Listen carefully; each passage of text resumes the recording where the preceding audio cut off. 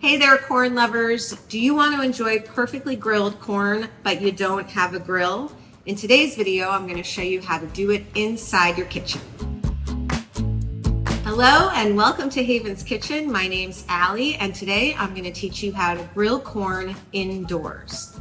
So unless you're dealing with corn that was literally picked that morning, it's a good idea to cook your corn just a little bit before you grill it indoors. You can cook your corn pretty easily a couple of ways. You can put it in the microwave, just in like a little bit of water for about 3 minutes, or you can put it into boiling water for about 4 to 5 minutes. You'll know that the corn is pretty much done and ready for grilling when it turns a bright yellow. While you're boiling or cooking your corn a little bit, just to cook it all the way through, you're going to be heating up your grill pan. Make sure your grill pan is super hot. And then once your corn is cooked, you basically want to dry it so that it's not wet at all. The wetness is going to take away from the grill marks and you're not going to get that great sear.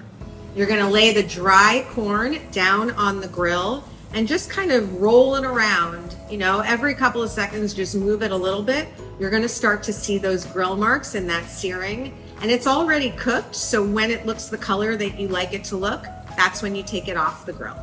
We're gonna finish our grilled corn off with a little bit of our chimichurri and a little bit of butter and maybe a flake or two of salt. And there you have it. I hope you found this video helpful and that it leads you to the most perfectly grilled corn indoors every time. Don't forget to subscribe to our channel for more cooking tips, tricks, and recipes.